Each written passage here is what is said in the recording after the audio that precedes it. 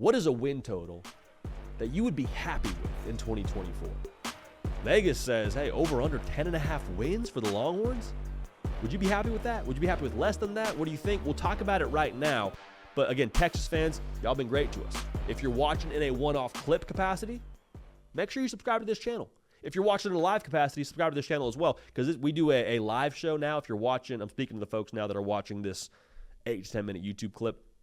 We do a live show 3 times a week, 11 a.m. Eastern, Tuesday, Wednesday, Thursday. It's college football, nothing but college football. No shade to any other sport, but we love this sport with every fiber of our being, so we are fortunate to do it for a job. Talking about it, that is. So if that sounds like something you're interested in, being a college football sicko and a college football junkie, subscribe to the channel and welcome home. As I was saying, Vegas has got Texas pegged at over under 10.5 wins. So that's Vegas saying, listen, we know your first year in the SEC. We get that. We hear all the talk around how you're going to have to acclimate to the SEC, but this is Vegas speaking now.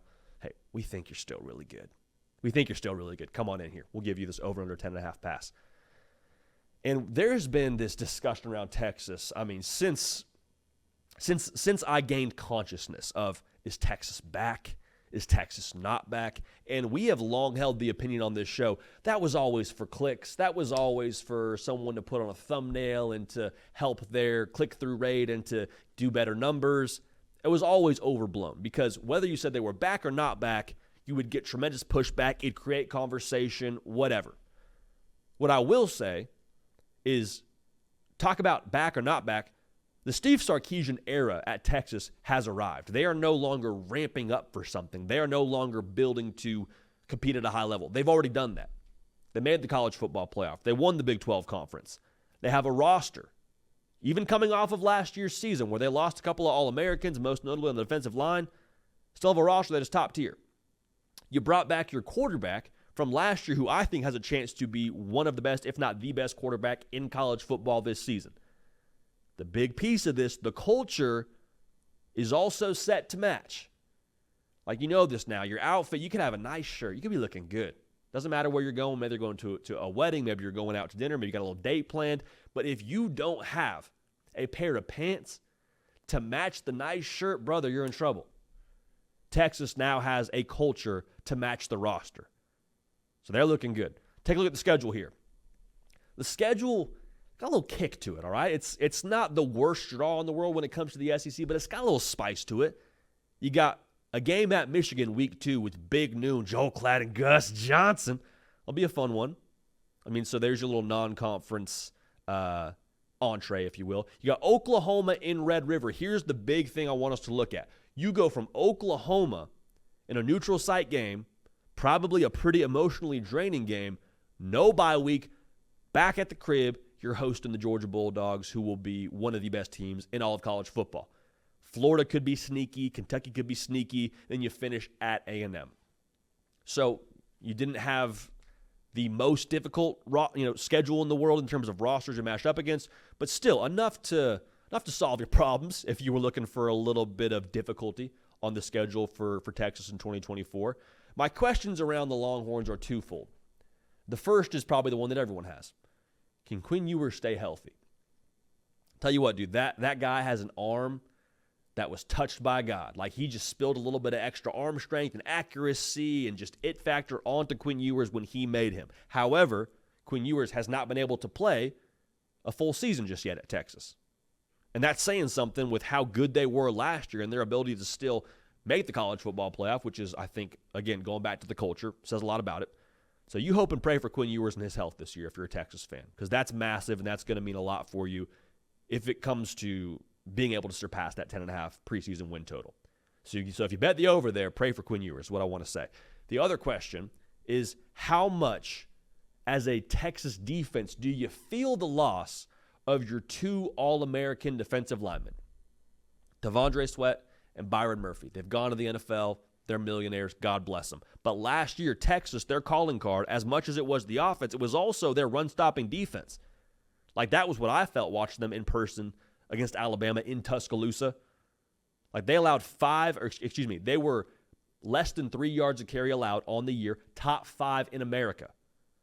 Not in the Big 12, not if you put them in the SEC, top 5 in all of college football.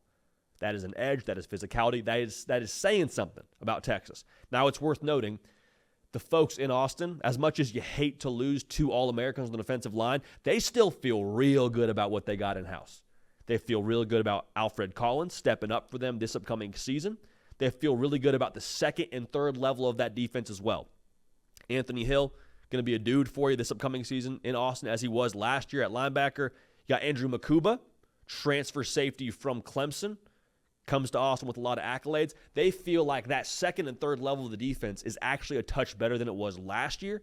And so the thought is that should be able to compensate a little bit for what you maybe don't have as much of, losing 2 All-Americans on the offensive line. And to be fair now, just because you lost 2 All-Americans doesn't mean that your defense is going to be bad. It just means you lost 2 All-Americans. So still going to have, I think, solid defense.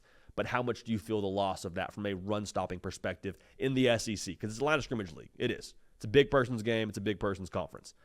So my first thought when it comes to win total around Texas, I was doing this segment. I'm over there in a dark room listening to flow state kind of music, trying to just think about this segment and give us a good gauge for what we think Texas needs to have in 2024. And my first thought was, okay, 10-2, if I'm a Texas fan, I could probably stomach. Does it feel good? No, but like first year in the SEC, that Oklahoma right into Georgia is kind of a tricky draw. You're at A&M, which like who knows what happens in that game. Florida and Kentucky, I've already said, I think they're sneaky. But the more I sat with it, the more I was just like, man, if they go 10-2, that means they probably underachieved in some games they weren't supposed to underachieve in. Because from a roster level, I think the only team that is as good as Texas, if not, going to present a pretty good challenge, is Georgia. And Texas fans know that. But like on paper, at Michigan, as good as Michigan I think is going to be in 2024, they're still finding their sea legs in week 2. Like Michigan in week 2 may be a different team than what they are in week 10. And so the fact that you get them early in the year, I think that helps Texas. I think Texas should have a superior, more experienced roster. At the very least, they'll have a more experienced quarterback and a more experienced head coach, even with it being on the road. So the more I sat with it, I was like, man, 10-2, I don't know if I am happy if I'm a Texas fan.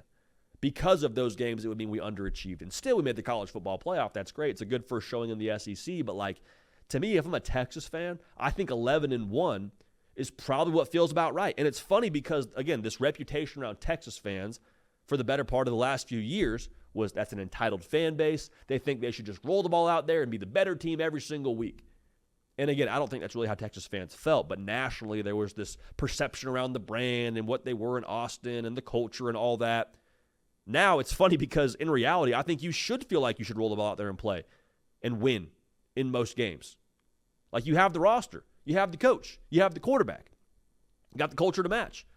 Every game outside of Georgia, Texas, I believe, preseason, if you were to pull a win or a spread for every single game, should be favored. Even at Michigan, with all that they lost, you should be favored. And so with that being the case, I think 11-1 feels about right. Now, where does that put you in the SEC title race? Who knows? But you're in the playoff. You hope and pray that Quinn Ewers is healthy. If he's not, the Arch Manning era starts real early. But again, you hope he's healthy. If they do that, if they go 11-1, I think it really legitimizes what 2023 was for Texas. I think it legitimizes what Sark has built to.